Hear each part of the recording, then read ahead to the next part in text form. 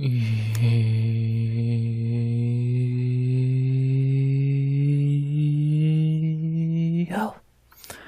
yo, RX back with another recap of UFC Rio Oliveira versus Canrot. We back with another recap on time this week, unlike last week. Sorry. With another recap of a fight night in Rio de Janeiro that was pretty decent. I enjoyed this card. I thought it was pretty fun. Yeah, another solid card from the UFC, back-to-back weeks now. This was good. This was good. Very few bad things that I can say about this card, which is always rare for me to say. But yeah, this was good. I struggle to think of many. Like, of course, there are bad fights, but there's not a lot in. There's more. Well, good, a lot more good on the cards than bad, and that's just pretty interesting. And good. That's just very good to see it, and it's interesting to see that because for so long, usually UFC has just been shit. So it's good to see good shit from the UFC for the first time in a while, and yeah, this was a good card. Perfect, of course not. But again, the bad on the card was not like card ruining. It was a little bit of bad, and it did kind of suck. But we got back to the good quickly, and we can look past the terrible. So I enjoyed it. I thought it was a good card. The crowd was a Brazilian crowd. If they're doing good, they're loud. If they're sucking, you could hear a fucking pin drop. So yeah, but this was good. I enjoyed it. For what it was, a card that looked kind of awful on paper to an extent, especially with how weak the prelims looked. For the card that you performed this one, this decent. I'm happy with it, and yeah, I thought it was fun. I thought it was a very fun card, and better than expected. A lot better than I expected. Last week was better than I expected, but I thought it would be a good card. This was better than I expected. I thought this would be kind of a weak card. So, I have to be wrong. This was really good, and yeah, like, some very good shit happened here. I'm excited to talk about it, excited to recap it on time this week, or close to it, and yeah, it was good. So I'm excited to recap this, and can't really think of anything else to say outside of that. So shall we get into it? Besides, of course, no YouTube bullshit, which I don't need to tell you I'm saying that, which is, of course, please like, comment, and subscribe. Turns 200 subs to goal by the end of 2025. As always, unless I'm going to say something which I don't believe I am, I talked about the card in the most shallow way I could without giving anything away, and did normal YouTube bullshit, which is obviously the two requirements of an intro. Besides that, I think we can get into the recap, shall we? I think we shall. 12 fights from Brazil, a card that was pretty decent. You ready to recap it? I know I am. So let's do just that. UFC Rio Recap, 12 fights. Let's begin. As we begin in the Bantam featherweight division, catchweight division, I guess, pretty much. As we had in the first fight of the night, and I'll explain that weird division in a second. As we had in our first fight of the night to open the night with two Brazilians, two for the price of one to begin the card. So they had to get on the board and win no matter what here. We had to begin the UFC Rio with Brazilian battle at bantamweight, a lowest level fight in the card, and man did it look it. We had to begin UFC Rio with Brazilian battle between Luan Larceda versus Simon Oliveira. Yeah, this was as low as we all knew it would be. I'll start off with the elephant in the room. Simon Oliveira did miss weight, the only weight miss of the card, coming in a weight class above at 144. Yes, this was meant to be a bantamweight fight. No, I don't know how he either A, get pulled from the card, or B, pulled or cut on the spot, but that's a mystery we'll never figure out. They just said, fuck it, Luan, you can go fight a guy who's way heavier, and he did. And he won. I guess karma is a bitch, ain't it? Yeah, fuck Simon Oliveira, lazy fuck. Yeah, not much to really recap here, because not a lot happened. Round 1, Oliveira started off decently, but then eventually got reversed on the ground, got dominated. Larceta took round 1, then round 2, much the same. Some, I guess you can call them scrambles, but they were so shit, I don't even know if you can call them that, they're so low level. And then eventually, after a while, Luan locked up an armbar, pretty tight, looked like he probably popped Oliveira's elbow, and Larceta got the submission, got the dub, and got the win. Yeah, good for him.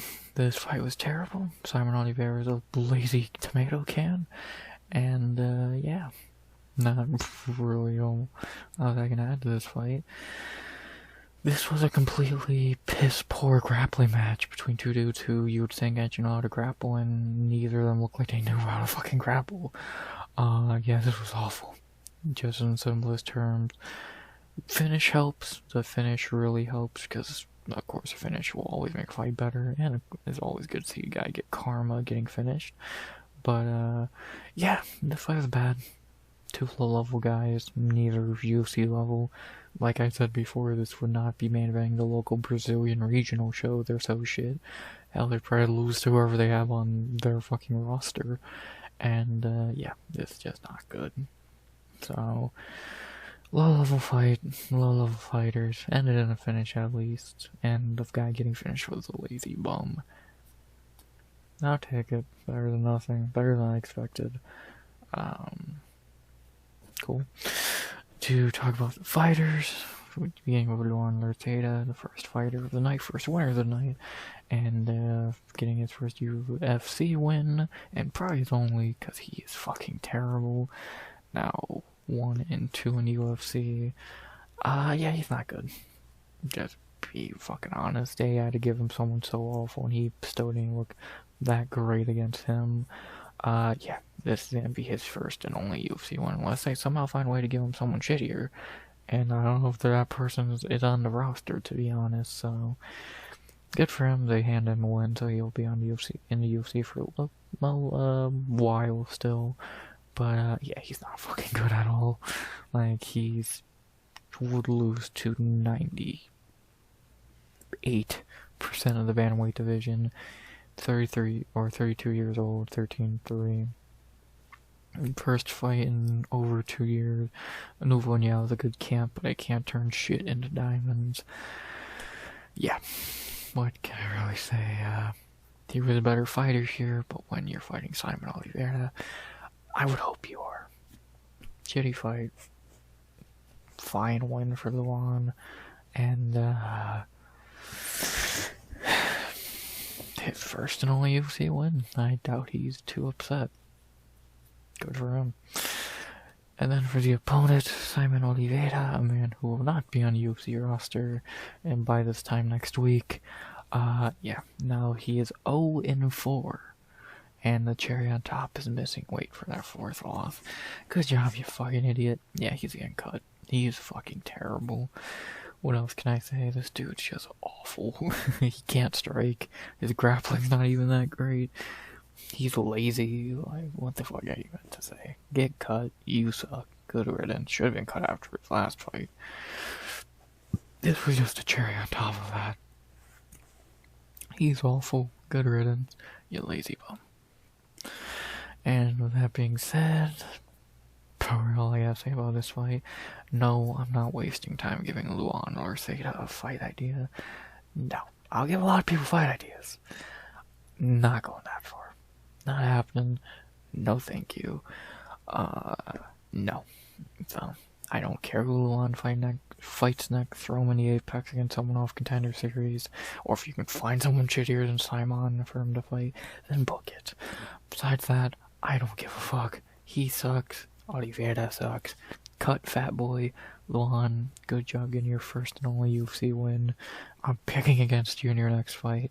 This fight was terrible, skill-wise. Finish was nice. Garbage fight, saved by a finish. What else can I say? They both suck. But thankfully, not long after that, we got to the first of many good fights on this card, and a fight I predicted perfectly, which I'm shocked to an extent, but also I'm not, because sometimes your boy knows his shit. As we had in our second fight of the night, our first real fight of the night, and our first great fight of the night, maybe my favorite fight of the card for very biased reasons. We have in our second fight of the night one of two female fights of the night. Yeah, finally got that sentence out. This one, the lighter one of the two at strawweight, the best prelim on paper, and yeah, it was the best prelim in execution. We had in our second fight of the night, our first real fight of the night, Julia Pilarstri versus Karolina Kowalkiewicz. I told y'all, I called it. Oh, how good does it feel to be right with a spot on prediction? What if anyone would like to enlighten me? What did I say was gonna happen in this fight? Pilarstri was gonna break Karolina late. What happened in this fight? She broke Karolina late. She beat up Karolina for 2 rounds, pretty much playing with her. Easy 2-0 Pilarstri, no debate in sight there. And then in round 3, halfway through the round, she threw a beautiful left head kick that landed perfectly because she went to the body so much it opened up the head. She landed, hurt Karolina bad, teed off on her on the cage, and the ref stopped the fight. 2:56 into what round? Third round, which I predicted perfectly. What did I say?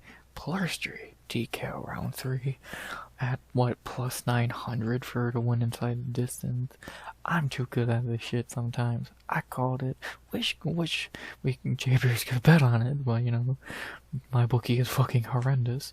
And yeah, don't use my bookie ever. It's fucking terrible.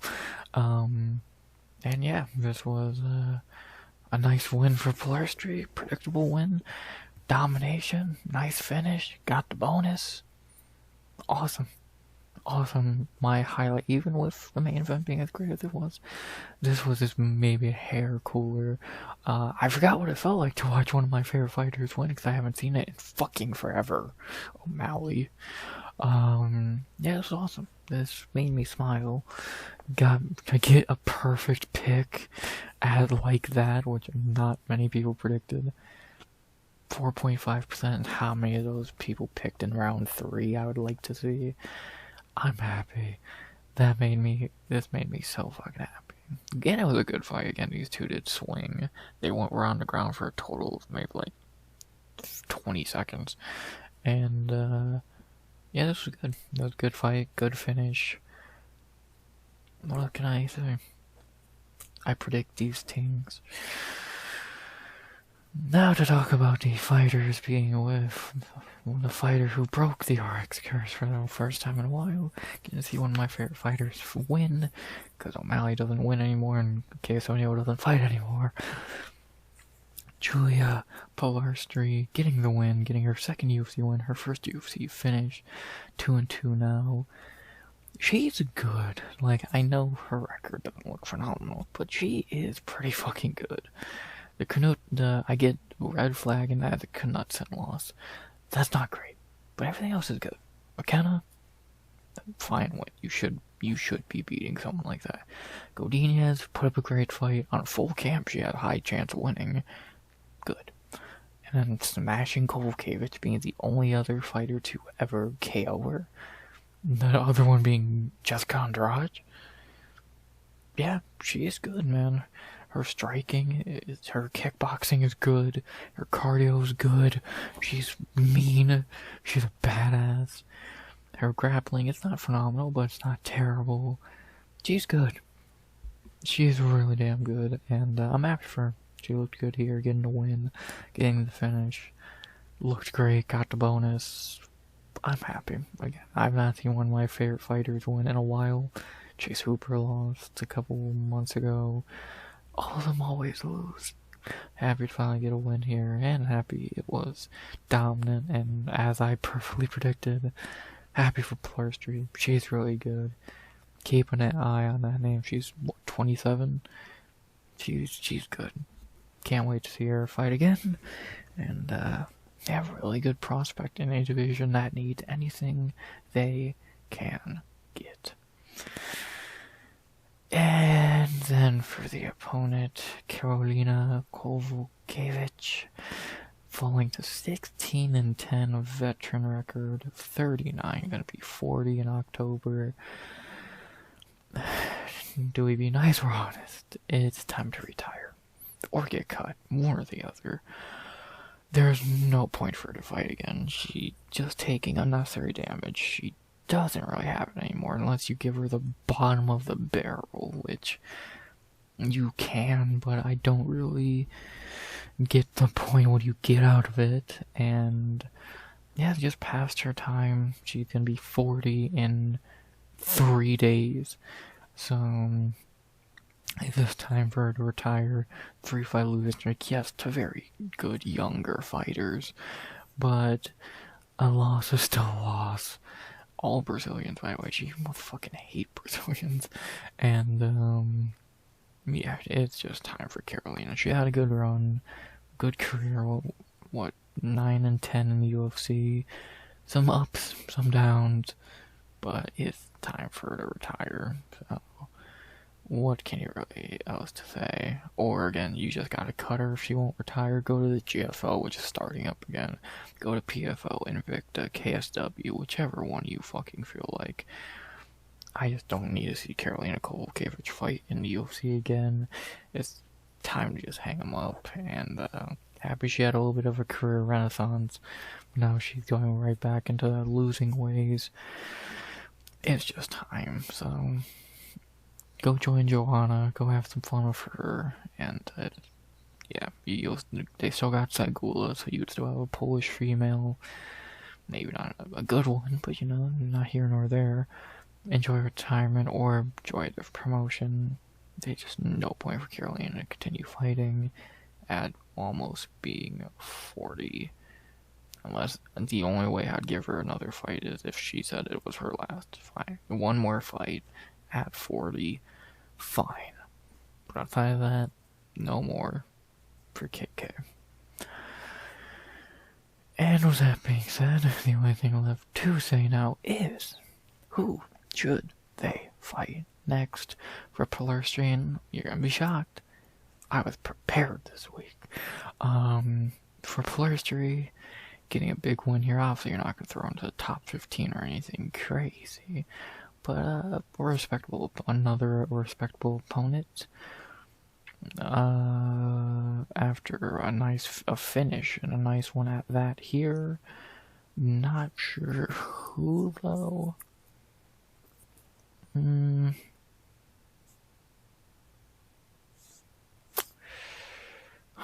Obviously you're not gonna throw in the top 15, so like a He-Bots would be pointless. Theonara, no one makes sense. Catelyn tells you, you're not gonna give her someone who's on a skid. I know you just fought Karolina, but you beat her, so now you move up.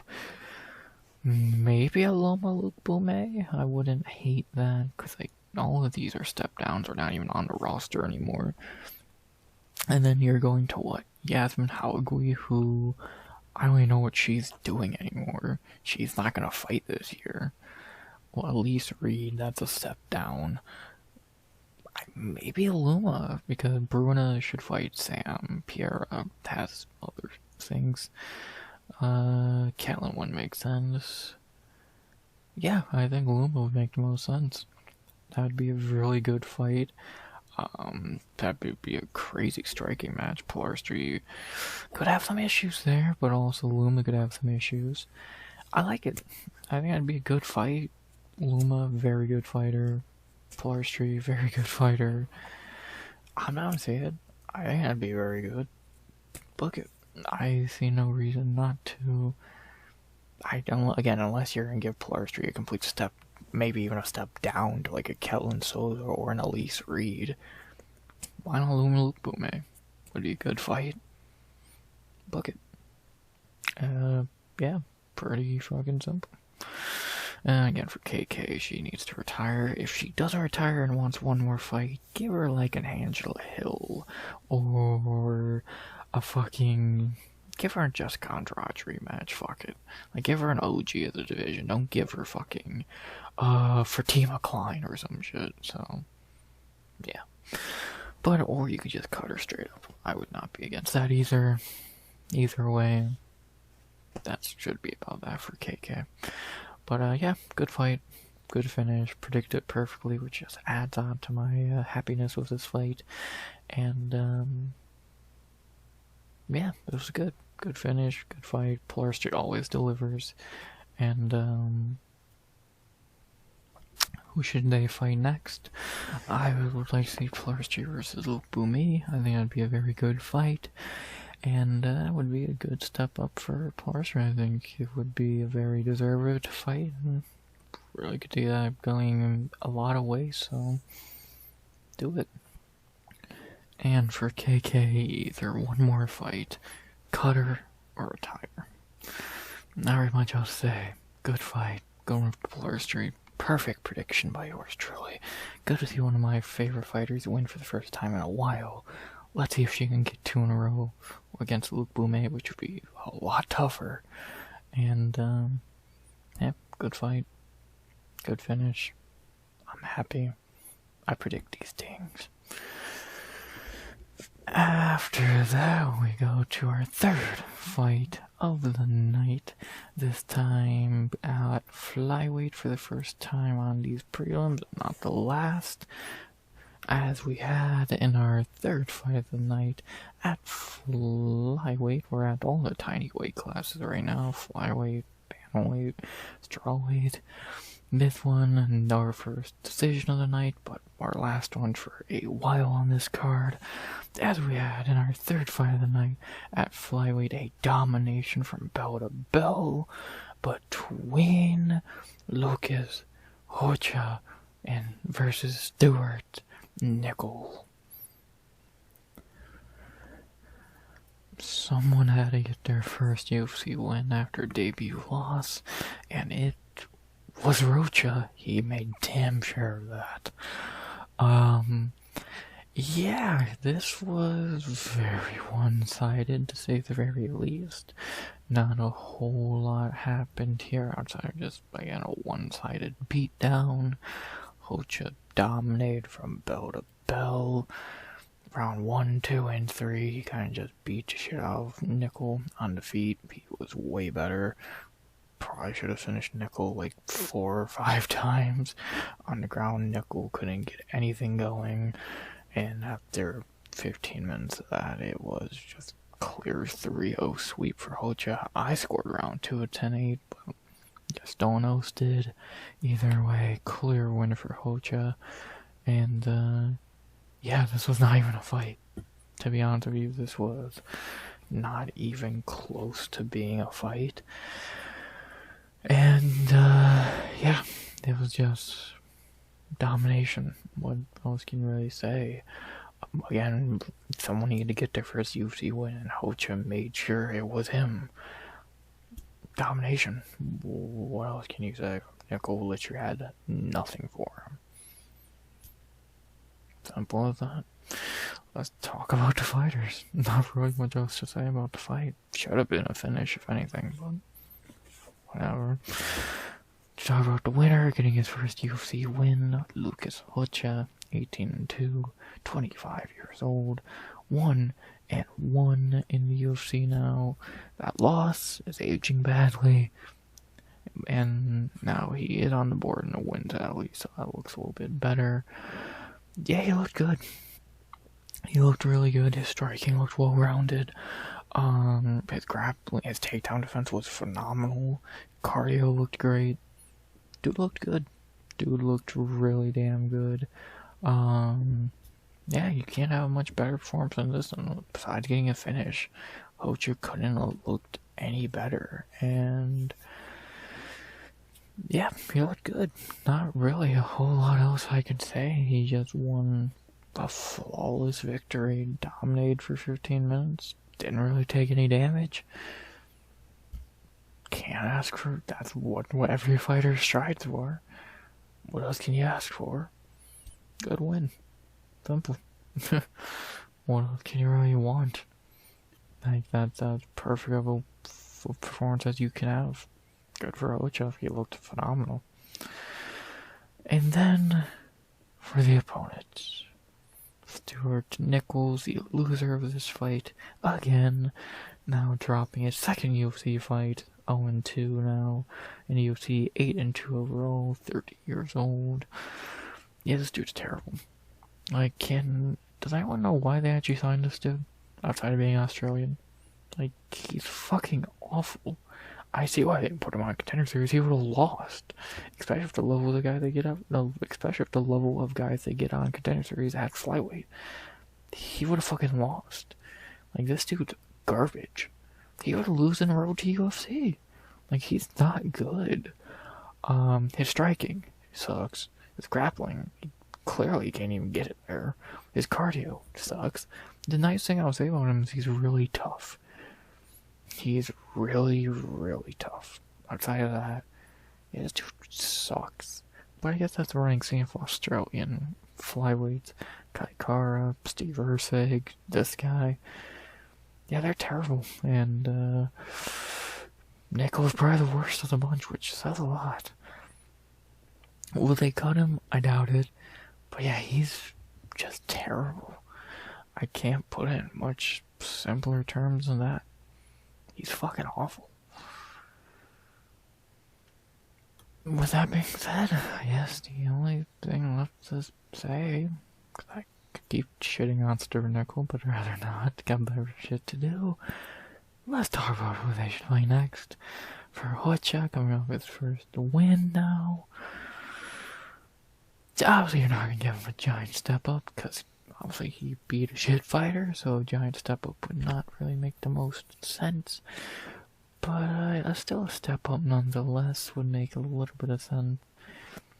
But who? None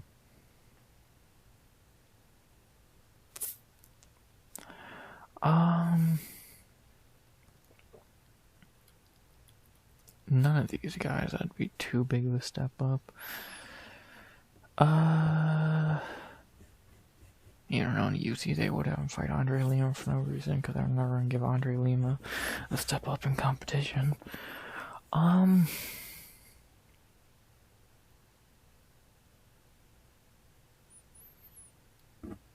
Maybe Daniel Barres, I could see. I could see that happening, but who knows, really. Possibility.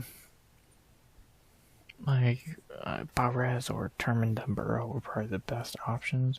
Is this dude ever gonna fucking fight? Yeah, those are probably the two best options. And I don't think either of those options are even that phenomenal, so we'll see. I could see either one of those being in the one, so I'm not even sure I'll put this in the fight ideas, the actual post later today, because it's not even that big. If I need to fill a spot, I will, but yeah, not really anything phenomenal here. Barres or Turman Demburo, and probably Daniel Barres would make the most sense, so yeah, we'll see, but that'd probably be the answer, so let's do it. And yeah, again for Nichols, I doubt he gets cut, but yeah, they're probably just gonna feed him to another good fighter or another guy they want to get a win. So, or they cut him. Either way, I don't think anyone would mind too much. And yeah, that's about that. Good one for Ocha. dominated from bell to bell, and got the first UFC win, made damn sure of that. And who should he fight next? It would be down seeing him fight Daniel Barres, because I'm not really seeing anything else, so let's do it. Barres, Rocha, easy one for Rocha. Do it. Nickel sucks, and still no idea why they signed him outside being Australian, and where no Australian flyweights are ass. That being said, good first UFC win for Rocha. See if you can build on top of this. See him beat up Daniel Barres. Just pure domination here against Nickel. Can't ask for much more. Can't ask for a better first win in the UFC outside of getting a finish. Good one for Lucas Rocha. After that, speaking of domination, another performance that was just pure domination from the minute the fight started to the minute that it ended, but this time it ended because of a finish, not a decision. As we had in our one and only debut of the night, our second female fight of the night and final female fight of the night, and our second bonus winner of the night in the female weight classes, even though I think someone else should have got this one over her, but here nor there. And our second female bantamweight debut in the last, 2 weeks. We have in our fourth fight of the night, our last female fight of the night, a very decent debut performance here by a fighter who was very hyped up and lived up to that, I would say, mostly. As we had in our fourth fight of the night at women's bantamweight, our second debuting women's bantamweight fighter in the last 2 weeks, and you could make a case for the more impressive one. We had Bia Mesquita versus Irina Alkasheva. Welcome to the UFC, Bia, with a close, I'd probably say flawless victory here over Irina. Yeah, she looked good. The hype and the giant favorite looked like it was warranted. To go over what happened in the fight, not a lot, really. It was pretty one-dimensional. Because only one thing happened. Bia threw Irina on the ground, dominated her in round 1 with elbows from top mount and all that. Probably could have got to submission there, but didn't feel like it. I misclicked. It was a 10-8 round, but I misclicked and put a 9. Oops. But either way, she still clearly took that round, 10-8. And then round 2, much the same. She threw Irina down, beat her up, eventually got her back, and her naked choked her. In under 2.5 minutes to get the win, get the UFC debut W, and yeah, good job. Just another fight where it was just domination. That's kind of been a running theme of these first few fights. That's why it's not really been a lot of recapping. This was shit, and then domination. So yeah, not. Like, I know I'm not recapping a lot, but when every fight's just fucking domination, what am I meant to recap? So, yeah, when Bia threw her on the ground, Irina had no idea how to defend herself or get up or fight back. And after a round and almost half of that, she finally got rear naked choked and lost. So, simple, easy. Can't get much easier than that for a debut and a win. Looked good. Let's talk about the fighters. Beginning with Bia, now 1-0 in the UFC at 34 years old. The main question is she good? It seems like it, but you kind of gotta answer that question with a grain of salt for 2 reasons. A, she fought a tomato can Irina Alkasheva, and B, she's 34, which is a red flag. I guess another elephant in the room is she better than the other debutante from the same camp in the division a few weeks ago, Michelle Montrigg? That's a tough one to say because Michelle fought a more confident opponent in Luana Carolina, which says a lot about how awful Irina is. That fucking Luana Carolina looks like a step up in competition. But, yeah, Michelle definitely fought the better fighter, and I think Michelle has better striking, but Bia might have the better ground game because she made everything look flawless, which we're not shocked because fuck's sake, she's grappled 1,000 fucking times. So, I kinda take it with a grain of salt. She seems to be good, but shitty opponent, 34. I don't know. Again, she is from the same camp as Kayla and Michelle, so they got just all the women's bantamweights. And either if she's good or not, it's just good to have her on the roster because they need anyone they can get. But yeah, she looks good. Again, I think I would like to see some striking, but I get you didn't need to really do that here. And yeah, good debut. Got the bonus. I probably should have went to someone else. And yeah, looked good. Got the win. Got a layup of a debut. See how far she can really go in this division. She looked decent. She looked very decent. And then for the opponent, Irina Alkasheva. Yeah, she's terrible. It's time to cut her. I had hope after that debut where she looked good. But then it was loss, suspension, loss. And she's just not good. Her striking is not great. Her grappling is not great. And even her losses are not great. Alyssa Mullins, that's aged pretty badly. Segula, that's not a good loss. Bia, okay, we'll give you that one. She's just not good. And at 35, gonna be 36 next year, 5-4. Unless you really need a bantamweight depth, which I doubt, you can just cut her. Like 3 in a row, look terrible in all 3. Yeah, she can get cut. It sucks, because A, you need any name you can get in that division, and B, again, I had hope for Irina after that debut, but losses and getting in her own way, and da-da-da-da-da. She fucked herself, she's just not that good. Time to get cut. Sucks to say, but it's time. Nice little run, but that's about all it was. A little run, a little blip. And, yeah, she was a good cannon fodder for a few fighters. So, 2 debutantes and Segula's first win. Sorry, Irina, but time to get cut. I had faith in you being a decent fighter. Clearly, I was wrong. And with that being said, the last thing to say, as always, is just like I did for her teammate Michelle a few weeks ago. Let's give Bia a fight idea for her second UFC fight, and that usually should be pretty easy when there's about 6 fighters in the goddamn division. So who are they gonna give Bia? Could they throw her into a top 15 fight? I would not be fucking shocked. Will they? Hopefully not, because that'd be fucking stupid. I think she has bypassed the rear Rendons or Saigulas who are coming off wins. Mullins, no. Yeah, obviously anyone coming off a loss is even dumber. Gatto, I don't know.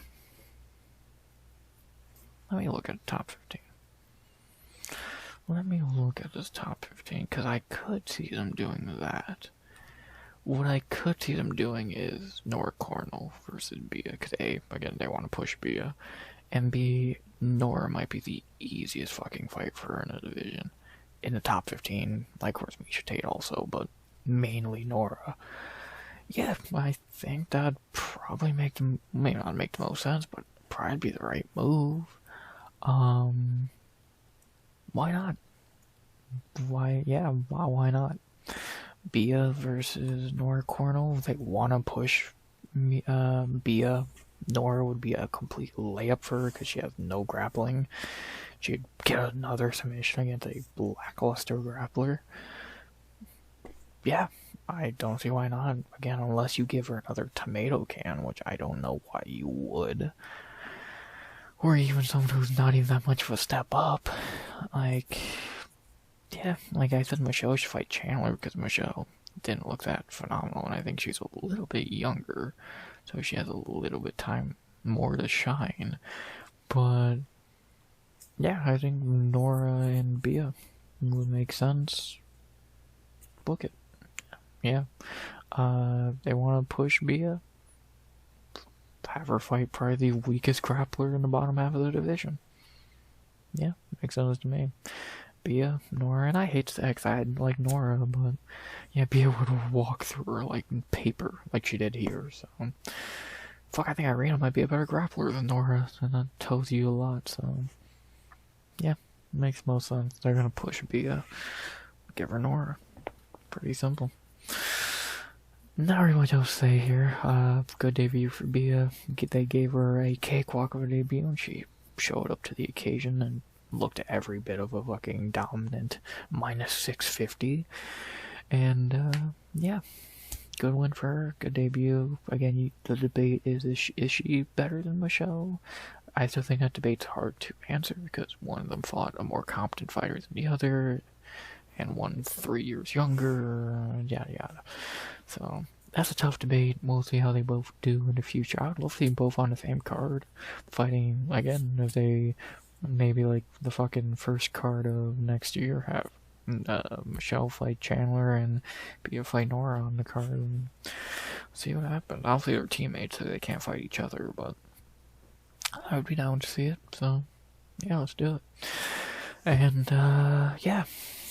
Good debut for Bia. Had a lot of hype from some people, and she looked good.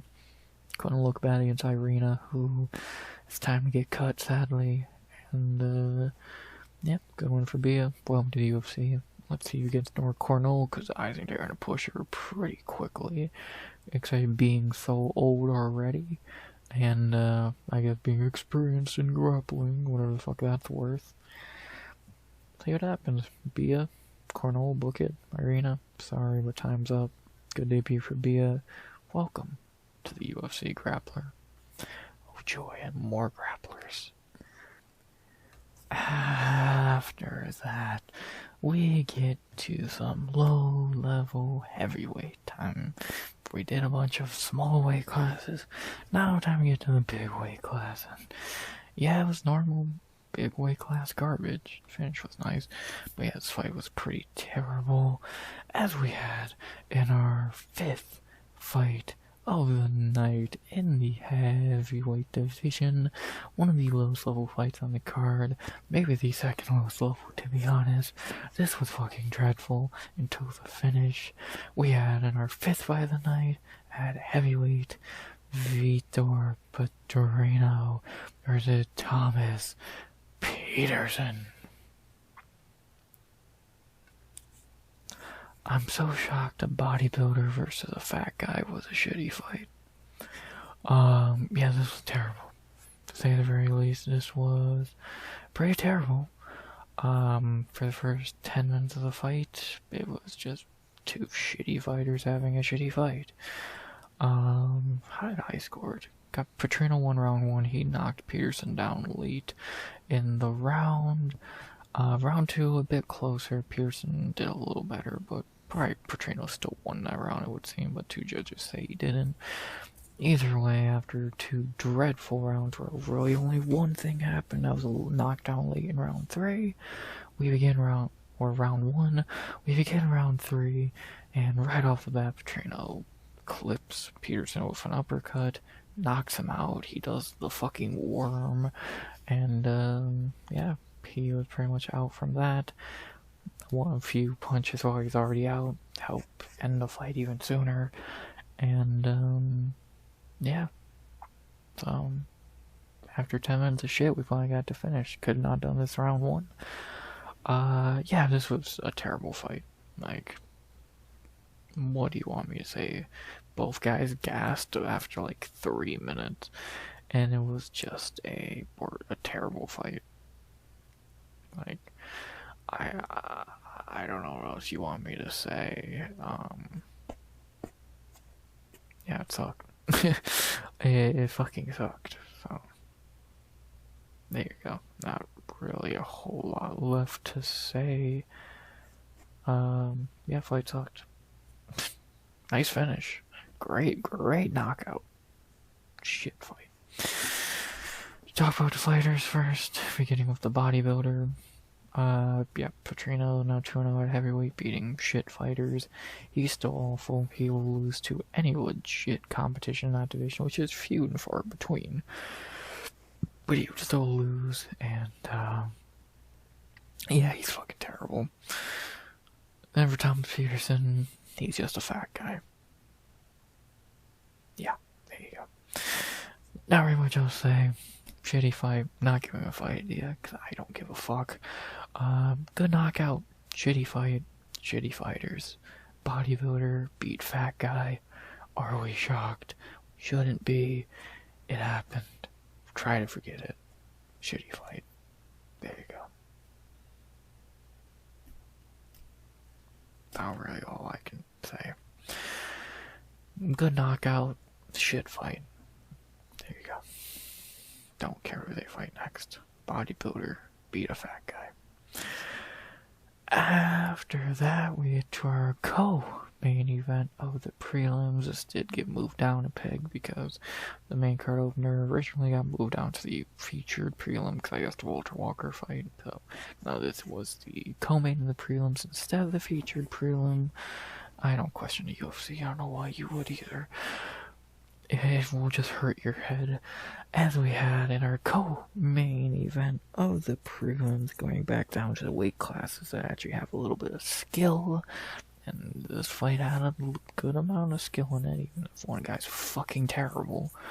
We had in our co-main event of the prelims, at flyweight, my first L of the night, god damn it, you bum, Rafael Filo versus Clayton Carpenter.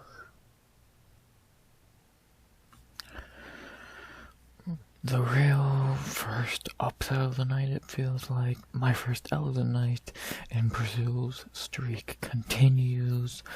Yeah, this fight was interesting. I said it was super 50-50, so anything could happen. I'm not shocked to get this one wrong. Yeah, good win for Philho. To recap what happened, show the scorecard, but didn't go into round 2. Philho started off, I think he landed a big shot early, then Carpenter landed a big combo, and then by like the minute and a half mark, they were on the ground grappling, because neither guy can really strike. And yeah, the scrambles were just as hard to fucking recap. Phil was on top, Carpenter, but then eventually Carpenter did get the top control for a good amount of time, but then late in the round, Phil did lock up a Kimura, was able to flip over and land on top, keep trying to break the arm, very kind of Frank Mir style. And yeah, eventually Carpenter tapped, Phil gets to win, and yeah, good fucking Kimura, not seen many of those lately, and good upset almost for Rafael Filo.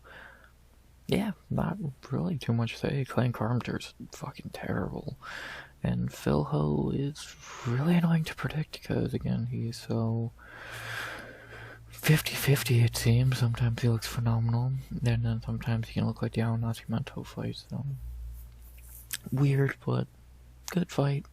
Again, zero striking really, because neither guy can strike, but the grappling was alright. Carpenter got caught because he sucks, and yeah, simple, decent fight. First kinda upset of the night. Again, not happy about taking an L, but yeah, I just said it was a fight that was super 50-50, so I'm not upset.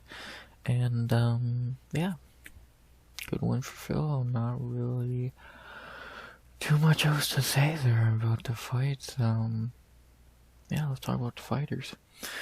For Phil, getting his third win in UFC and second, all three by submission. Again, he seems to be a very hot and cold fighter.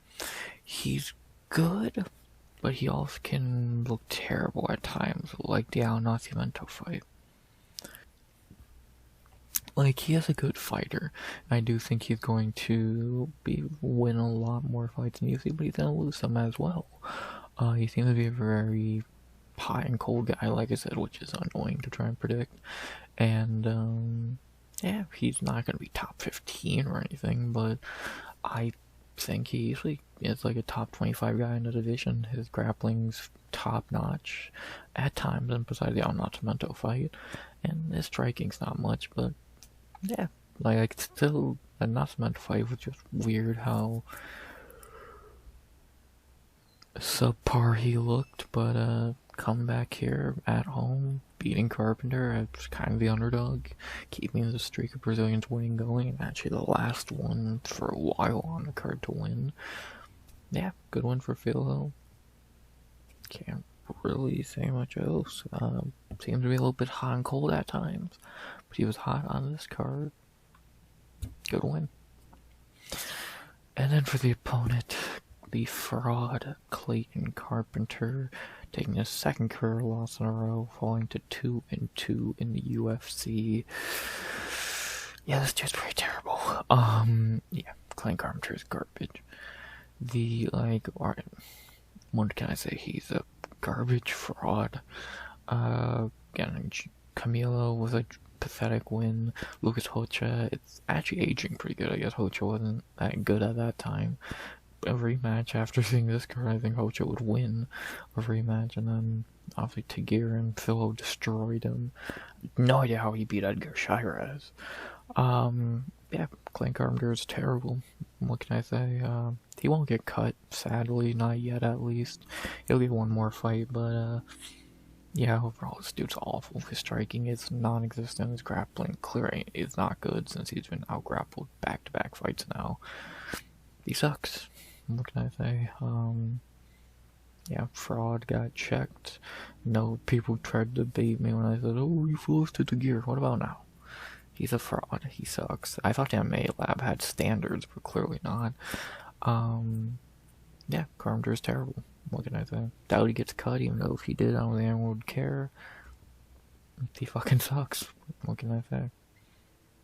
How may do him and Stuart Nickel both are so terrible someone would actually have to win accidentally.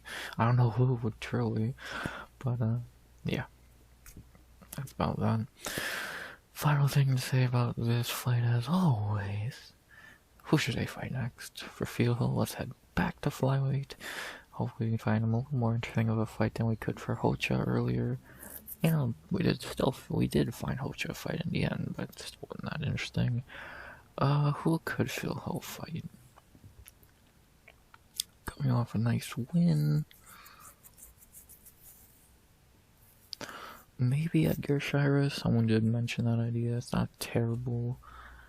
Jesus Aguilar. I don't hate it.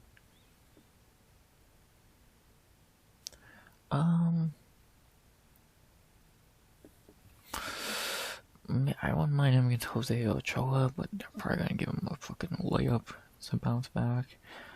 Yeah, I wouldn't mind seeing him against Jesus Aguilar. I think that could be very intriguing of a fight.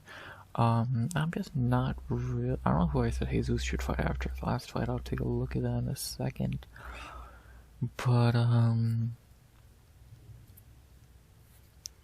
yeah, I don't hate that idea, Jesus and Fieldhill. I think that could be a pretty decent fight. Yeah, it's that or Ochoa, and I don't think the Ochoa fight's gonna happen, so... Let me see who I said Jesus should fight after the last win. I said he should fight Ode, and Ode's not booked at the moment, I don't believe, so I still think that would be a good idea. So, if we going with that, then let's do Fieldhill and Ochoa.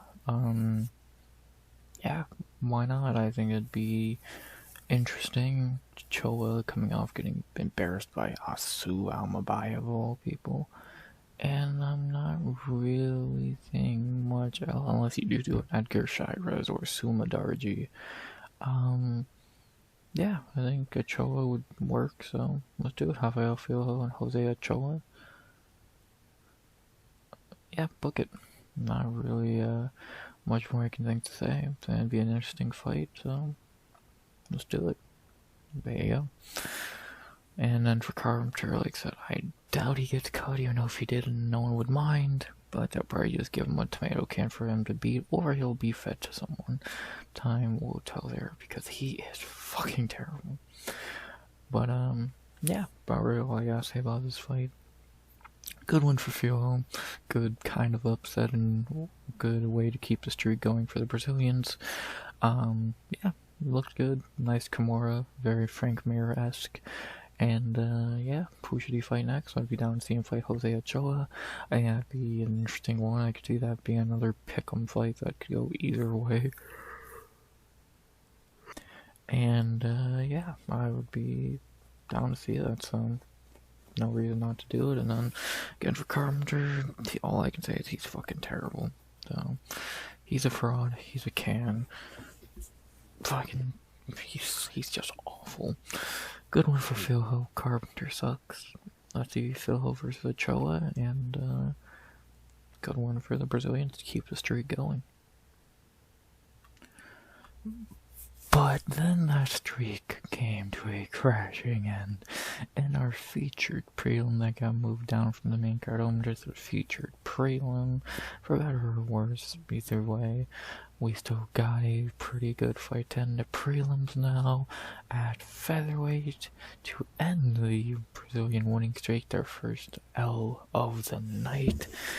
We have our featured prelim moved down from heavyweight, or moved down from the main card at featherweight, my bad. We have in our featured prelim Michael Aswell versus Lucas Almeida. And this is when the card started to go bad for the hometown fighters, starting with Lucas Almeida getting squashed in under 2 minutes. Not very much to say about this fight. Fight started, took about maybe 30 seconds, close to a minute for Aswell to hit Almeida with the first big shot, just overhand. And when he did, he realized Almeida ain't gonna block it, and he can easily win this fight. So he just kept spamming overhand and combos, and eventually, after Jason Herzog tried to see Almeida die, Aswell threw Almeida on the ground, got on top, and just ground and pound him out cold. And Michael Aswell gets the knockout win, his first UFC run, and his first fight at featherweight in under 2 minutes, to snap the Brazilian winning streak on the card, handing them their first loss, and that he gets his first win. Yeah, this was good. Not too shocking, because again, Michael Aswell was really good, and yeah, sadly I picked round 2 finish and not round 1, but either way, still happy for Aswell. Should have got a bonus here. He looked good, and yeah, you can't look much more perfect than this. Kind of like what I said with Lucas Holcha earlier, can't really get a much better first UFC win than that. Like, to smash a dude in under 2 minutes, take no fucking damage in his enemy territory. Yeah, great debut for Aswell. Looked great. Happy for him. Apparently Almeida was coming in with a broken right hand, it looked like, at the weigh-ins at least. Don't know how much that affected him. Again, I think the debate is, did he lose mainly because his hand is broken or because he's shit? I think it's kind of a... I think it's leaning more towards the second one, but I doubt the first one helped much. And even if he did have that second hand, he still would have got his fucking head caved in, so... Yeah, good one for Aswell. Happy for him. Great first win, can't look much better than that. Sure got a bonus. But really all I can think to say about the fight. Let's talk about the fighters. Obviously being the winner of the fight, the first non-Brazilian winner of the night, Michael Aswell, 11-3 now, 25 years old, getting his first UFC win after his kind of debut loss, because again it was up a weight class on short notice, so definitely gotta take that with a grain of salt. But now getting his second UFC fight, really his first in his weight class, that's a fair fight. He looked great. He can't look much better here. Happy he's back at featherweight, looking good. Dude's good. Again, if he should have got signed on a Contender Series a couple years ago, now in the UFC at featherweight, dude's good. Like, no, he's not gonna be top 15 champion. He's not even gonna be probably top 20. But he can, compared to some of the guys, he's better than William Gomez and fucking Muhammad Naimov. Like, he's pretty decent, and yeah, he just happy he got to win here. Happy he's getting a fair shot. And, yeah, what can you really say? Perfect first UFC win. Can't wait to see him fight again. He wants on a December card, so we'll see if he can get on that. He announced Savannah Pantoja's on that card, which we already fucking knew. And, yeah, good one for him, man. He looked good. Looked really damn good, and, happy for him. What else can you really say? And then for the opponent, Luke Almeida, who again apparently had a broken hand coming into this fight, but still debatable if he lost because of that or he's just shit. 15-5 now, 34 years old, 2-4 in the UFC. Yeah, he's terrible. Terrible is an understatement. He's a god-awful fighter, even if he had two working hands. Well, if they cut him, I doubt it. They'll probably give him one more fight, because he usually has a fun fight when he does fight. So, more than likely he'll get one more fight, but, yeah, overall, I just think Almeida's awful, and he's just cannon fodder to decent fighters. That's all he was here. He's fine. He's nothing special, but, yeah, if they cut him, no one would care. If they keep him, he'll just be an easy pick against. Yeah, he'll, like, easily pick the other guy to beat him, like always. And, yeah, just not really much else to say, so. Even if he had two hands here, or maybe he really did, and if people were just wrong about that, who knows. He would have lost anyway, and he's still shit, so. And Brazil probably hates him because he started their downfall on this card. So, yeah. But, yeah. About really all I gotta say there. Only thing left to say now is, who should they fight next? For Michael Aswell, who again wants on the card in December, because that's when his teammate Joshua Van's fighting. God, that can't produce as good talent. Aswell, Van, and that Correa dude a couple weeks ago. They're doing pretty good for themselves. Who could Aswell fight? Back down at featherweight. There's definitely options out here for him. I'm not paying attention to who I was looking at all, so that's why I zoomed back down.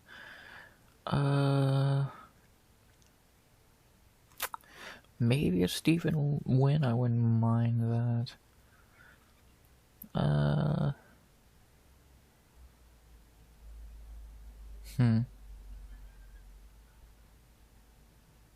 Like, you're not gonna give Aswell a super high jump in competition, because again, it's his first UFC win. But you give him a decent opponent. Probably none of these guys, to be honest. Yeah, none of these guys. So, leaning more towards, like, a Steven Wynn or Dennis Bazookia. Like, someone like that would probably make more sense. Or even like a Milsic Bagdasarian or a Francis Marshall. Any of those guys would make a lot of sense. Let's see, when that...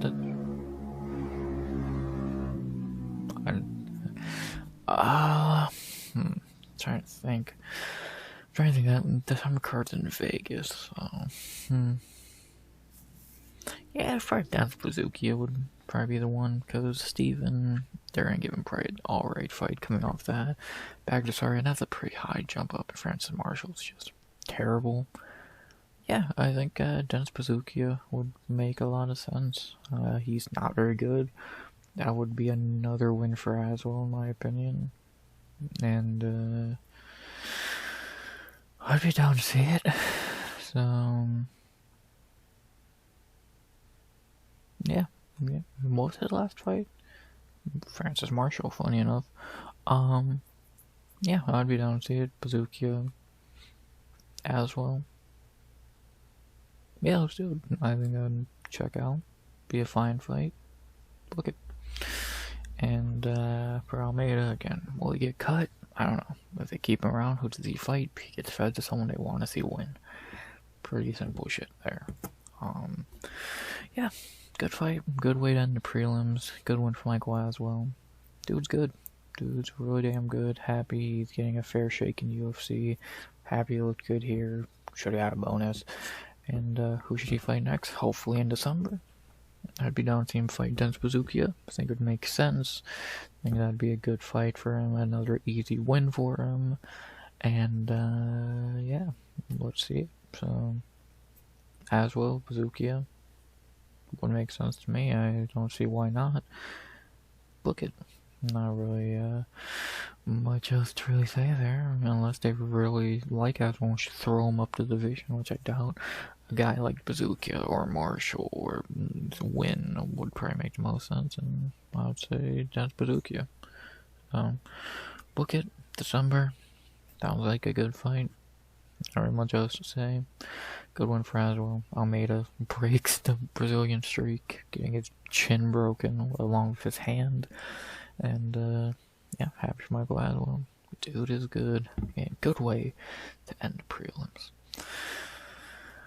Finally, an hour later, that's finally the prelims done, but that's when it's 7 fights and most of them are pretty decent. Yeah, good prelims. Like, what was the main dud of the prelims? I really don't think there was one. Like Lorcedo, I guess, but Perlerster was great, Hocho was good, Bia looked good, Petrino's knockout was good, Phil Hill was fine, Aswell was good. I enjoyed it. I thought these were pretty good prelims, and I was like talk about them for an hour. So yeah, I liked them. I thought they were good, and not really a whole lot else to say, so since we're already over an hour in, we still got 5 fights to recap. Let's not waste any more time. We have 5 more fights on the main card to talk about, so let's not waste any more time, and let's get into them, shall we? I think we shall. Let's begin the UFC Rio main card, with the main card opener still at featherweight, but this time a lesser fight between lesser fighters, and why did this not get moved down instead? As we had in our main card opener, a new one, since this was originally the second fight of the main cards, but Aswell got fucked over. We had in our main card opener for UFC Rio at featherweight another brutal loss for the Brazilians at featherweight on this card, back to back to begin the main card of UFC Rio.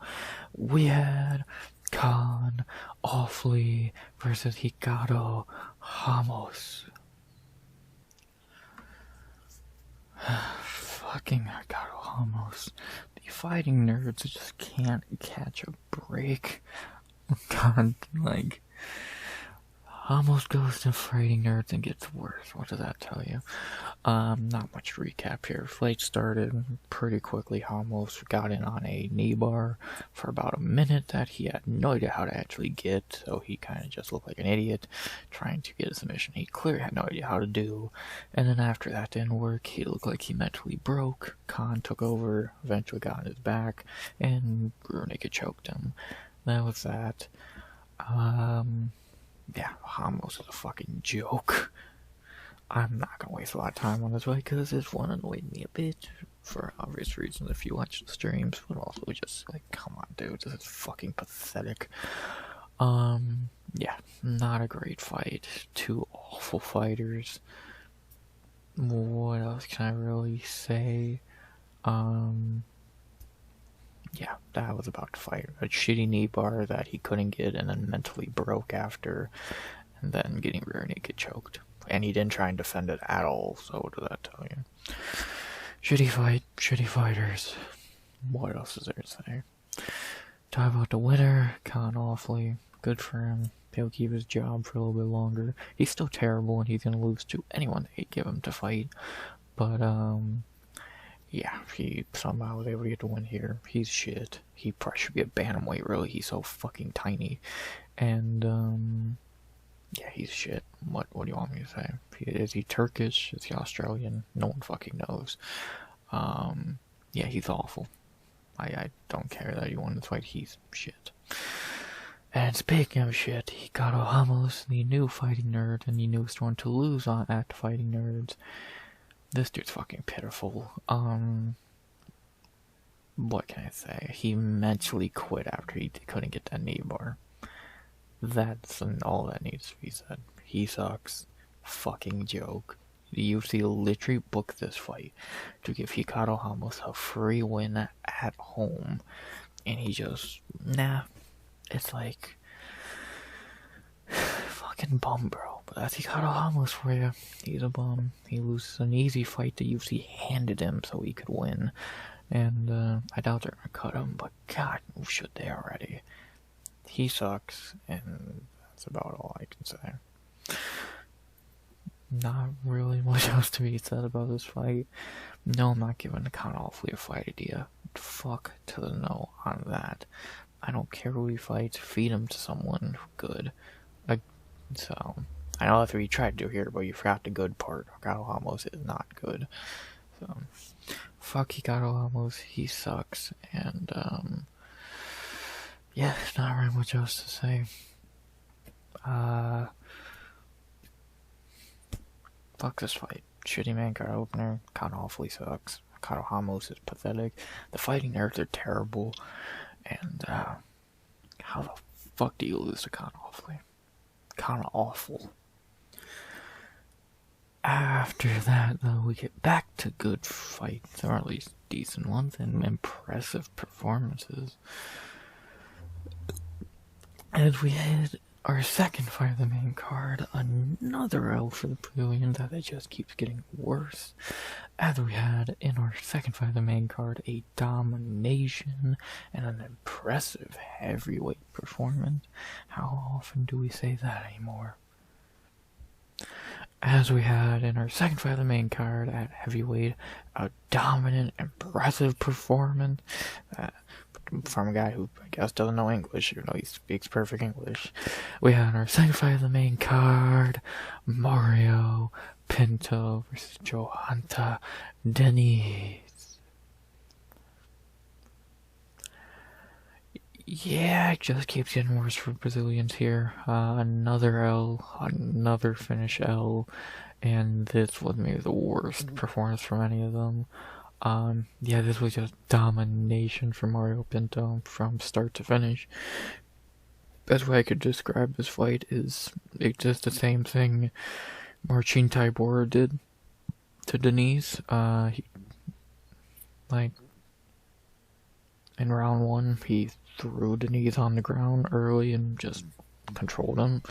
In round two, he threw Diniz on the ground again, controlled him, finished him late in the round, and got the win. I gotta show my scorecard, but obviously the round was a clear 10-8. And, yeah, he long and short of it, again, it's the exact same thing Marcin Tybura did. Throw Diniz on the ground and finish him later. Pretty basic. Yeah, this was impressive. This was impressive from a guy who we really didn't know what he had in his toolbox, how good he was against a guy who we knew was shitty.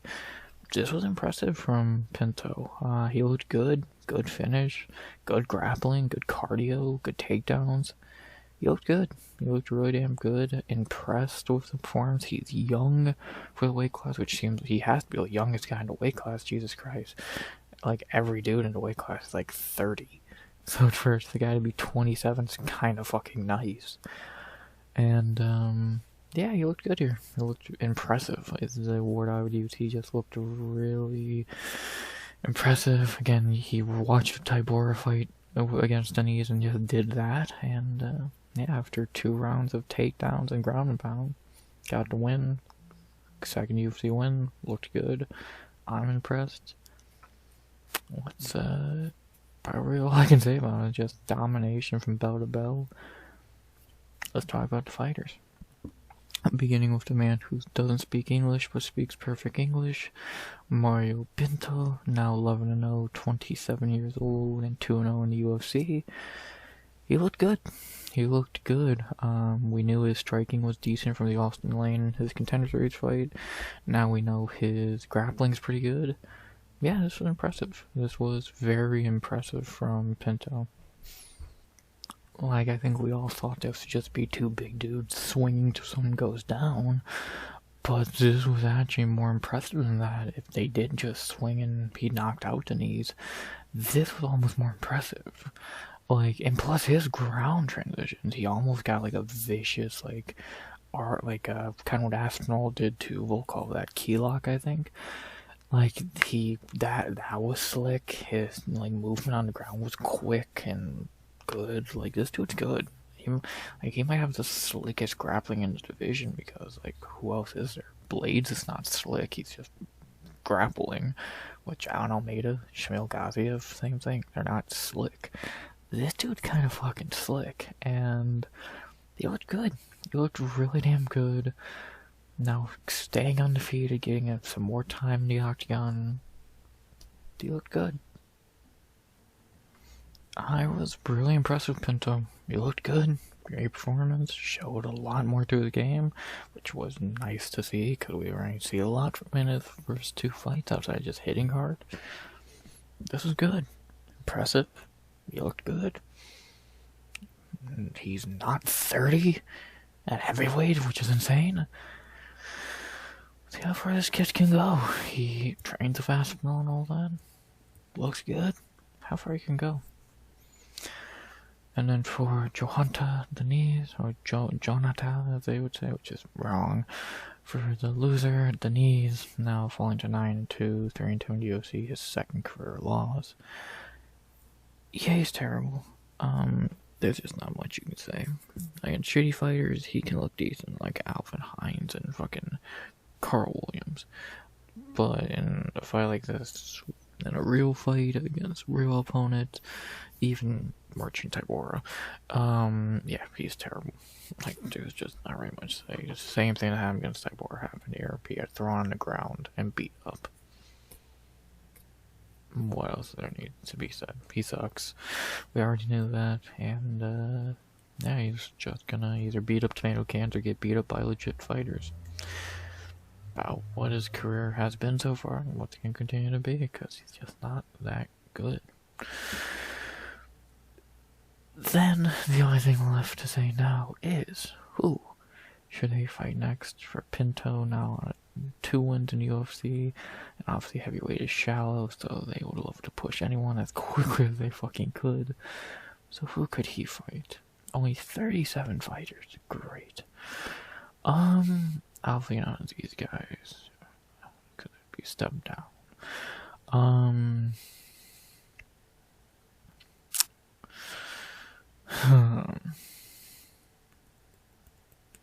Interesting. Huh. I doubt I can give him a top 15 guy yet, because I think that'd be a bit of a reach.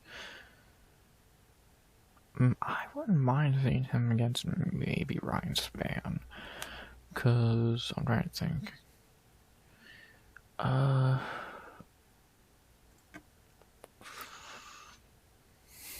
Yeah, because, like, think about it, who else could he fight? Like, he's not gonna fight Junior, like, obviously most of these guys already moved down. Towson is ranked, I doubt they're gonna do that.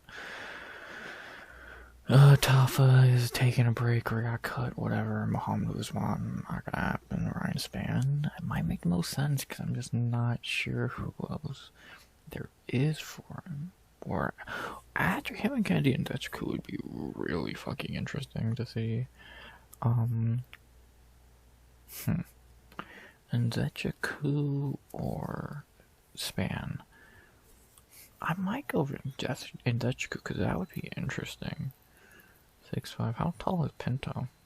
Pinto would actually be shorter.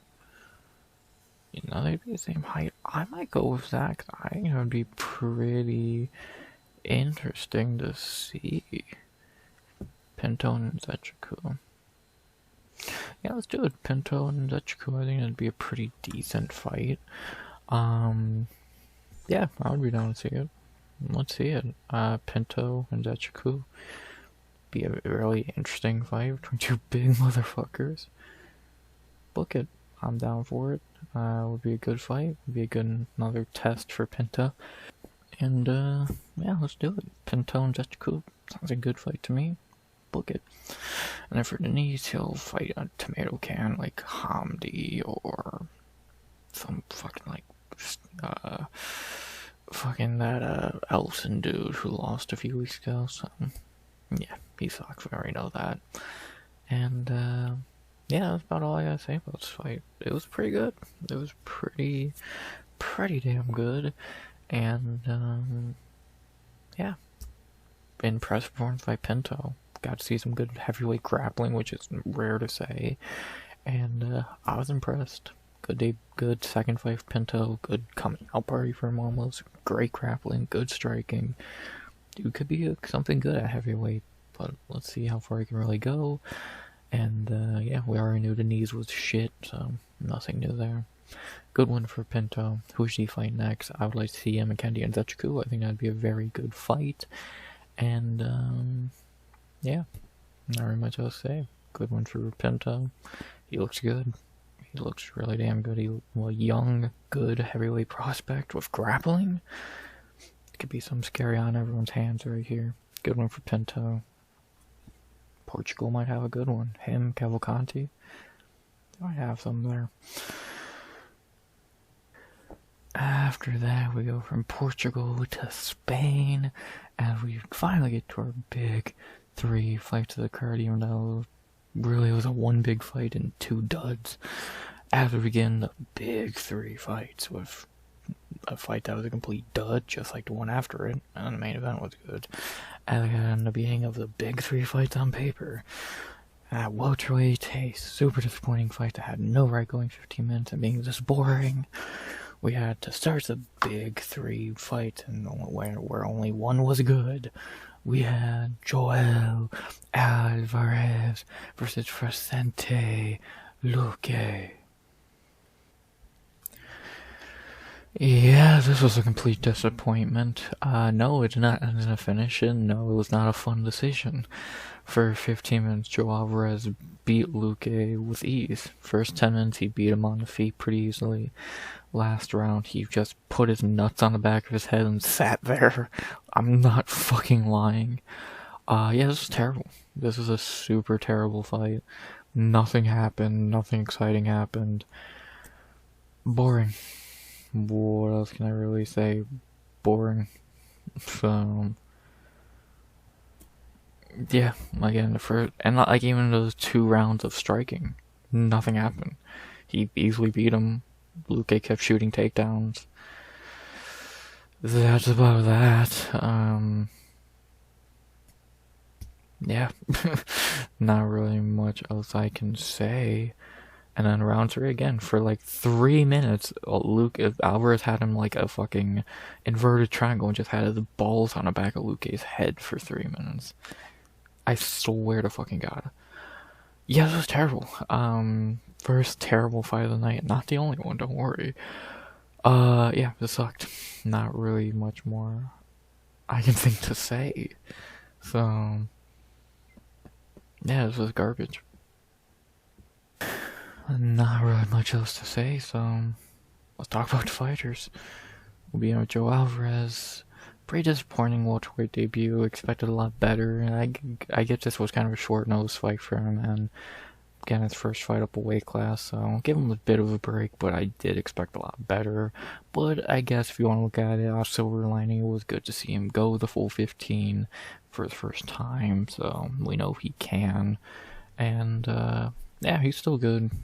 Well-rounded, good fighter, not drained at heavyweight or at lightweight.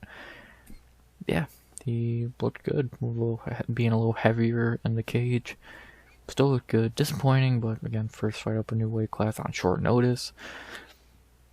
What can you do? Could've looked better, could've looked worse. Don't have another boring fight like this, and we'll be okay. Get back to being fun, Joel Alvarez, and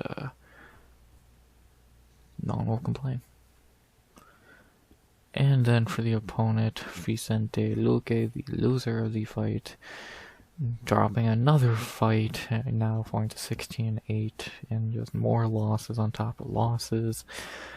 Yeah, he should retire. No idea how he's still sanctioned, just like Luis Almeida. I don't know how the fuck he got sanctioned to fight, let alone Alvarez, or let alone Luque, who has clear brain damage from the Geoff Neal fight, which we all know about. So, yeah, it's, he should retire. I see no reason for him to still be fighting, but UFC will keep wheeling him out there to take unnecessary damage, and, yeah, it sucks, but that's what happened at this point. But if you're not gonna retire, the UFC's gonna keep beating that dead horse until you do. So, no idea how Luque still gets sanctioned. No idea why he's still fighting. He should retire, but he won't. Until he does, the UFC is just gonna keep getting him beat up for no reason. That's what they do to every old dude. Luque is just another case of that. Not really much else to say. Only thing left to say now after a pretty terrible fight is, as always, who should they fight next? And I have one idea in mind for Mr. Joel Alvarez, and that would be, I'm down to see him fight D-Rod, Daniel Rodriguez. I think that'd be good. I think that'd make a lot of sense. Yeah, I'd be down to see it. And I know that obviously, why would you get a top 15 guy? He was pretty much ranked at lightweight, and why not? So, yeah, I'm down to see that. Joel Alvarez and D-Rod, he would rip D-Rod in half. Yeah, book it. Yeah, that sounds like a good fight. And for Luque, since he's never gonna retire, they'll probably give him another old dude. Maybe they rebooked a Ponzi fight, or like he's gonna fight Tim Means or some bullshit like Court McGee. So something along those lines, I'd have to imagine. I hope. Or they give him another scary prospect. Who fucking knows at this point? For all we know, he'll be fighting fucking a lot of Jacoby Smith, or fucking someone like that. Because UFC wants to kill all their old fighters, so yeah. But we'll have to wait and see for that, I guess. So right now, for Joel and his new weight class, I'm down to see him fight D-Rod. I think that'd be a good fight idea for him. And yeah, not very much else to say. Shitty fight. Lock of the night, at least W, but God, not a good one. Luque needs to retire, but won't. I'm down to see Joel Alvarez and Daniel Rodriguez. Shit fight. Happy to see D-Rod not drained at lightweight. And yeah, very disappointing fight to start the big three. Happy Joel Alvarez is still doing good at welterweight though. So pros and cons. But sadly, the co-main in our next fight does not have any pros and only cons. Let's get into it. Not gonna waste a lot of time here because this fight was awful. And I mean, awful. As we had in our co-main event of the evening, the second of the big three, and the worst of it, the worst fight on the card. Which is kind of insane to say about one of these guys ever being in a terrible fight like this, but that's what happened here. As we had in our co-main event of the evening at Bantamweight, an OG trying to defend his ranking, and I don't know if he did or didn't, how shit this fight was. As we had in the worst fight of the night, the co-main, Davison Figueiredo versus Montel Jackson. Yeah, this fight was terrible because nothing happened for 15 minutes. What am I really meant to say here? What am I meant to recap? Because, again, nothing fucking happened. Like, I'm not even saying that as a joke. Nothing happened. Yeah, again, easily the worst fight of the card. Round one, really nothing happened, but a little did, so more than the other two rounds. The most eventful round of the fight, at least, which is a low bar. Really the only highlight was at the end of the round, Figueiredo clipped Montel for right hand that hurt him a bit, clearly taking round one. And then round two could have won either way, neither guy did anything. Round three could have won either way, neither guy did anything. Could score round 2 and 3 either way since nothing happened. Round 1, clear Figgy. 2 and 3, whichever way you feel like it, because nothing happened for the last 10 minutes of this fight. Figueiredo's old, and Montel Jackson just wanted to fucking stare at him for 10 minutes, so yeah, this was terrible. Like, I don't know what you really want me to say. Easily the worst fight of the card. Nothing happened, and it was garbage. So, yeah, like, I don't know what else to say. I can only say nothing fucking happened so many times until I get tired of saying it. So, yeah, that's really all I gotta say. Nothing happened. neither guy should have won this fight. And I scored for Montel. I really would score for neither guy, because neither guy should have won it. And, yeah, this was a piss poor fight, so. Worst fight of the card, nothing happened. And let's talk about the fighters real quick, even though there's not much to say.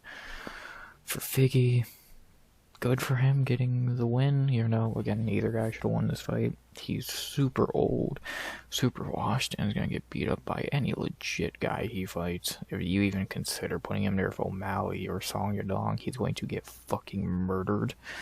And, yeah, he's just washed completely. He probably should retire. And it's just past his time. No, he looks super washed. He is super washed. Time is catching up to him. And, yeah. This fight showed it. Never would think to see Figgy in a terrible fight like this. But yeah, he's just too old at this point. Too washed. And, yeah, this fight was awful. And then for Montel Jackson, the fraud. He sucks. What else can I say? All he did was stare at Figgy for 10 minutes of the fight, when he could have been winning the fight and got the win, but again, he just wanted to stare at Figgy for the last 10 minutes of the fight, so he got his wish. He fucking sucks. Fraud. Nothing more to really say here. This fight was terrible. The worst fight of the card. Nothing happened. Neither guy should have won. And what a fucking disappointment. Don't care who they fight next. Montel's a joke. Figgy's gonna lose to whoever he fights. That fight was garbage. Piss poor, boring co-main where nothing happened. But thankfully we did end on a high note. That was the main event, which at least one of the big three fights delivered, and was the biggest and best one. The main event. Finally, only an hour and a half later. I told you it was a good card. We get to the main event after 2 duds. We do end on a high note. That is the main, which went exactly as I told you it would. As we got in the main event to end UFC Rio in a very predictable way that people overthought or were just stupid on for no reason. We had to end the night with a bang, with a high note, whatever you want to call it. We had to end UFC Rio in the main event at lightweight. Charles the Bronx Oliveira versus some Polish tomato can. I told y'all, like, I don't know what else I meant to fucking say here. This was so easy for Charles, it's not even funny. He wiped the floor of can rot because, no duh. Not much to recap here. I'm not gonna show the scorecard, no point. Round 1 went to the ground, Charles dominated. Round 2, Charles took him down. Rear naked choked him. He won easily, 1 on the feet, 1 on the ground. Too easy. Not really a lot to say there. It was just pure domination. A good fighter fought a tomato can. What else am I meant to say? Pretty easy, simple shit here. Yeah. Pretty simple. To talk about fighters, or the fighter, Charles the Bronx back on track after losing to Ilya, which we all knew what this fight was. Just an easy get-right fight for Charles, and did he ever get right? Looked great. Quick W. Back on track. We already know he's gonna fight Max next in a fight we all want to see. I said it all week. Yes, Charles is washed. I will agree. But he's not losing to a can, and that was proven true. He's still Charles Oliveira. People don't understand that. He is still Charles the Bronx. And yeah, he was never, ever, ever, ever gonna lose to Mateusz Canrod. It was never gonna happen. So this was a layup. This was easier than Fiziev would have been, and that would have been easy too. So yeah, what else am I really meant to say? It's just too fucking easy. Y'all overthought this shit and wanted to be stupid, when in reality this was all Charles was gonna win every single time, no matter what. Easy. And then I'm gonna click on can rot, he's garbage, cut him. Next. What I have to say, because not very much to say about this main event, is, well, obviously, who should they fight next? But we already know the answer. Charles called for it, we all want it. He's gonna rematch Max Holloway for the BMF, this time at lightweight, not fighting at featherweight. This should be good. Cannot wait for this fight. Long overdue. Let's see what happens. Charles and Max, two of the guys we all love. BMF. Can't wait. Sometime next year, maybe even at the White House. I can't fucking wait. Look at what else you don't need to sell this fight. It sells itself. You don't even need to say a thing about this fight to sell it. Charles Oliveira, Max Holloway. What else do you need? Book it. And that's about that.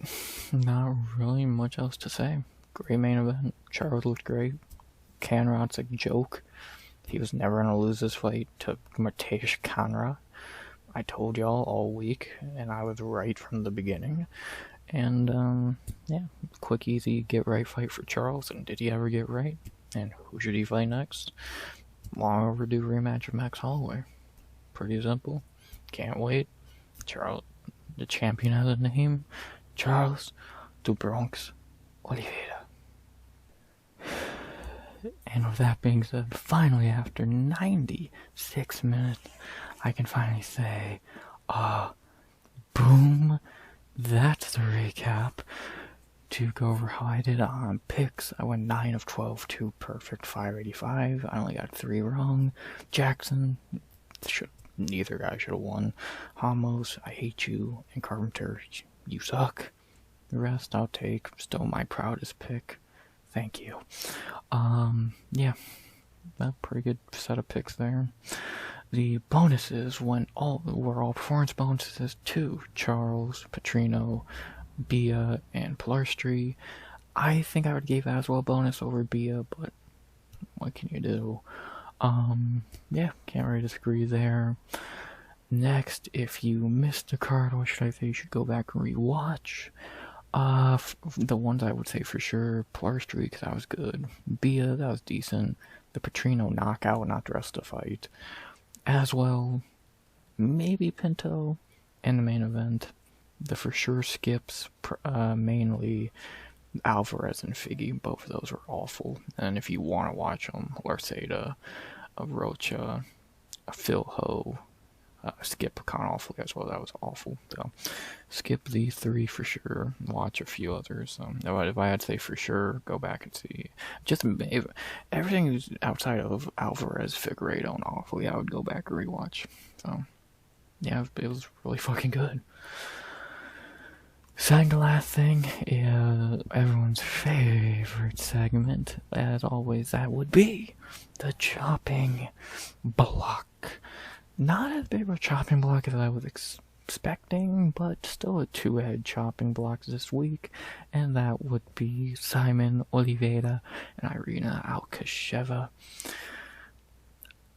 Oliveira, self-explanatory, 0-4, we missed, get going. Irina, 3 in a row, 5-4, goodbye. There's a few other names that could have made it. Carolina, Stuart Nickel, Clay Carpenter, Luke Almeida, Ricardo Ramos, but I think most, like Carolina, it's a good chance, but we'll see. Nickel probably won't get cut, Clay won't get cut, Almeida probably won't, Ramos probably won't, Luke should just retire, so...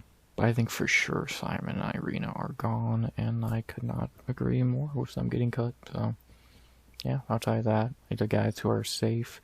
Peterson, they're not cutting a heavyweight like him yet. Denise, Montel, and I wish they cut Gamera, but they won't. So, yeah.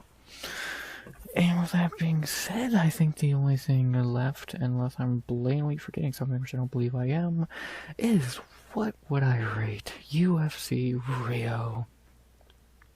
Very good card. I enjoyed it. Chloe talked about for 100 minutes. I'm gonna give it a 8.3 out of 10. A little worse than last week, which I think I gave an 8.7, and that was 320, which was phenomenal. I'm gonna give this an 8.3. It was good. It was very good. Outside of Alvarez, Figueiredo, and Offley. I think everything else was good, either full good finish or just a good fight and a finish. Charles winning, Pilarstri winning, that was great. Some good as well. Petrino's knockout was great. Bia looked good. Rocha was fun. Pinto looked good. Mercedes was a nice finish. I enjoyed it. I'm giving it an 8.3 out of 10. I thought it was a good card, and I really enjoyed it. So, fun night in Rio, a lot better of a card than I expected. The prelims delivered. Main card was fine. Main event was good. To end the night on a high, 8.3 out of 10.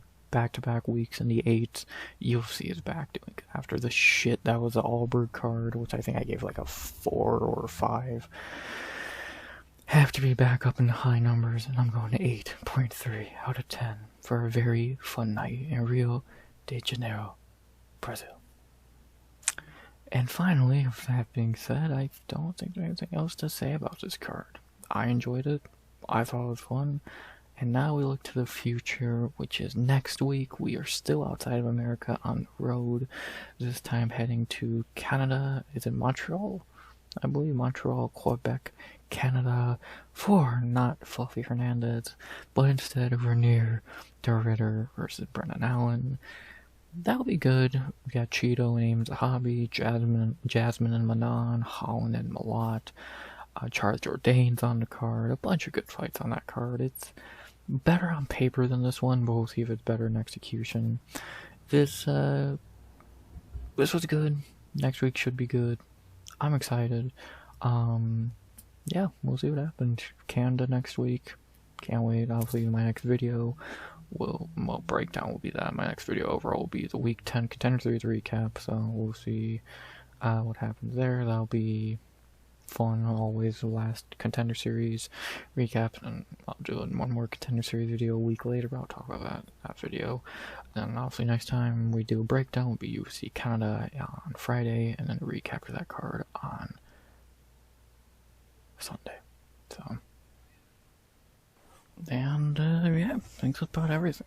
So, can't really have anything else to say. Went over next week's card, talked about the video schedule, streams. You already know the deal. Shorts when I do them.